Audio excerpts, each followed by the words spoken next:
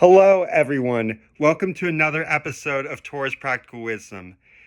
Today, I'm going to talk about the significance of the 613 commandments, or what is also called as mitzvot. So, in Hebrew. So, a mitzvah is a command that God entrusts, like, the Jewish people to fulfill. And commandments are broken into both positive commandments and negative commandments.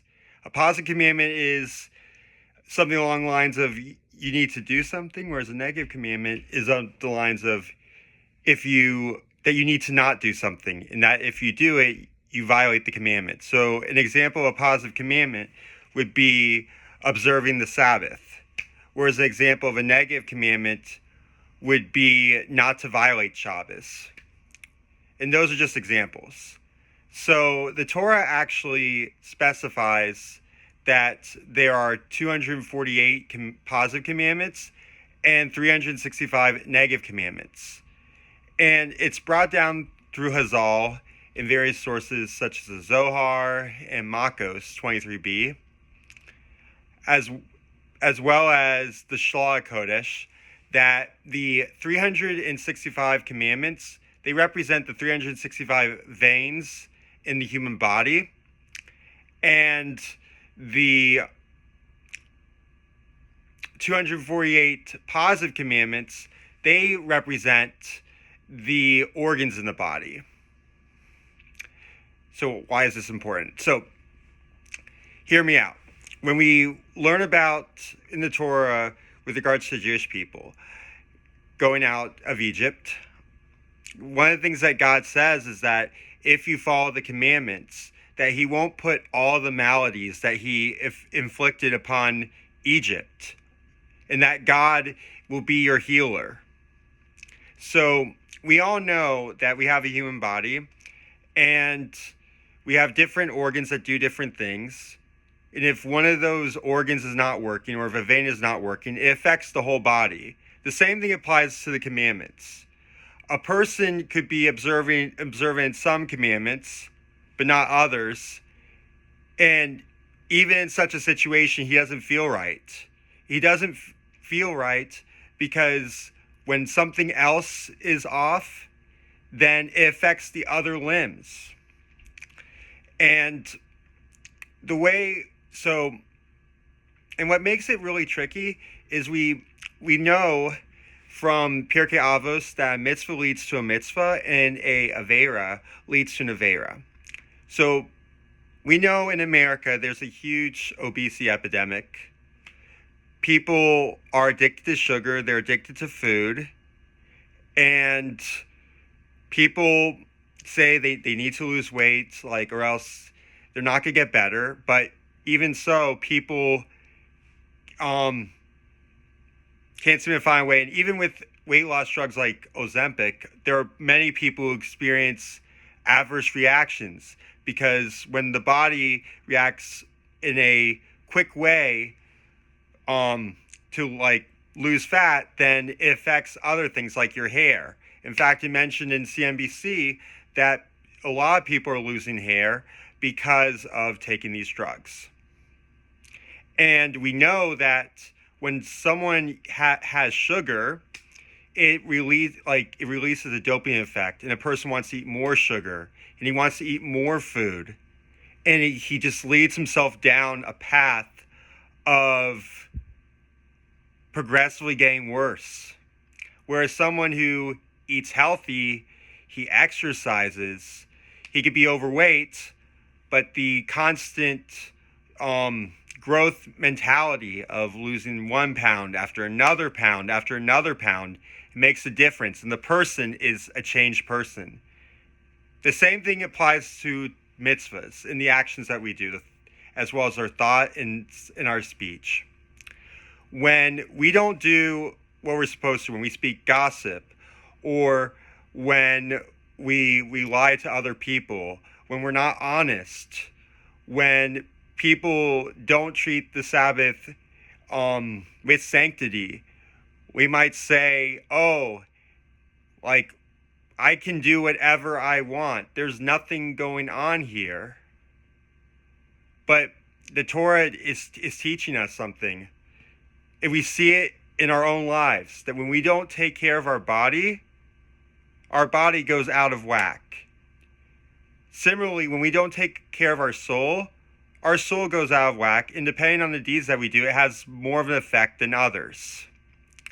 But so that's why when someone is making mistakes from a Torah perspective, it's so easy for them to fall lower and lower and lower. And even in the world today, when people say, I'm going to give an inch here, that, this is like, why do I need to, not say gossip? I have the First Amendment. I can say whatever I want. But what people don't understand is that your speech makes a difference on other people. It could cause someone to become depressed, someone to become angry, and you don't even know what the future ramifications are. It could change their entire life trajectory. Whereas at the same time, a positive word could give someone hope. It could give someone inspiration to change their life around, to get a job, to get an education, to become a better person. And just like with food, when you don't ingest the right things, it damages the vessels, the veins, and the organs. It's like that with commandments. That certain ones, it's brought out in various forms of of Kabbalah, as well as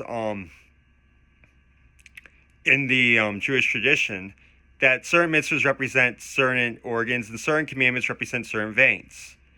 And what this means is that it's not that the mitzvahs themselves are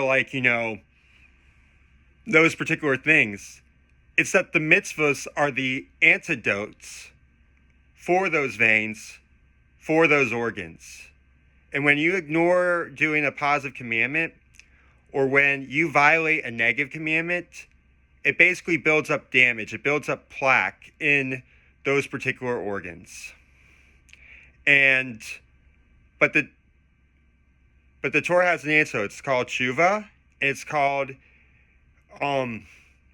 basically doing positive and negative commandments. And how can changing your ways and doing positive and negative commandments, how can that even affect your spiritual body? So how it affects it is like this. Just like in the human body, you by changing your diet, you can reverse certain conditions. By doing commandments and by doing tshuva, where you basically resolve to do positive things and you have regret for your negative things, you allow your spiritual organs and veins to recover. And almost like taking vitamins, like in a certain way, when you do one commandment, it might affect one vein, but related commandments to that could also be affected. For example, you might say, I'm going to observe the Sabbath. And then because you observe the Sabbath, you then don't violate the Sabbath. So you observe a positive and a negative commandment, all in one deed, in one resolution. And it's like this for every commandment. And that's why when the Jews don't do what they're supposed to do, God mentions all the maladies that happen to the Jewish people in the Torah with regards to illnesses, is that the illnesses are a metaphor of what happens to your spirituality, to your godly soul, when you commit a Aveira, or let's say you don't do a positive commandment. A person could be like the ones that ignored the warnings. Like, it's not that he's being conquered physically.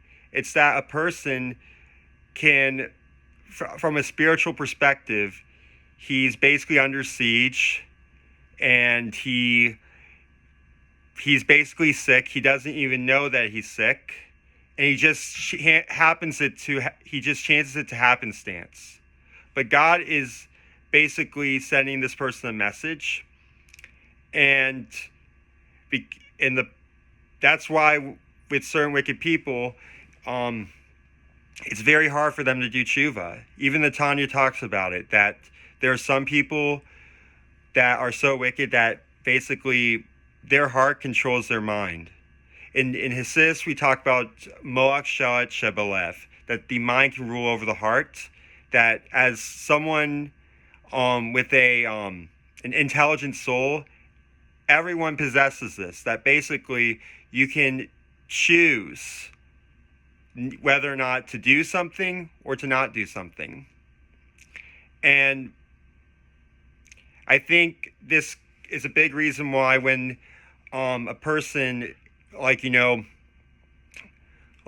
passes away, like the Tanya mentions the chibur kever, that the person has to go through a stage where he goes from one end extreme to another extreme, and basically almost like you could have done this positive commandment, but instead you neglected it. You could have chose not to violate this commandment, but you violated it anyways. And it serves as a type of cleansing for all the positive commandments that you could have done and all the negative commandments that you could have fulfilled. And fortunately, we have Rebbeim like the Rebbe Rayatz, and various other people that say that a person who does more good deeds, he says Tehillim all the time, he thinks Torah, he decides to be a better person, God can essentially change the situation around to the point where he has a descent for the sake of an ascent. He went through this illness of committing these averas, of not doing positive commandments, and during that process, he basically built up antibodies. But those antibodies, they get activated, they get turned on when the person does tshuva, when the person resolves to do the right thing, so that whenever he faces a similar situation, he's better prepared. He's even at a higher level than a person who's never sinned. That's why it mentions in the Gemara that a tzaddik cannot stand in the place of a bali tshuva, because a bali tshuva, he does commandment, he does mitzvot, and he does it out of love, and in doing so, he's able to turn his sins into mitzvahs. So I want you to keep in mind that the deeds that you do, the thoughts that you have, the speech that you have, it affects your spiritual body, just like the food that you put into your body. You have to take care of your spiritual body, your soul, just as you would take care of your body.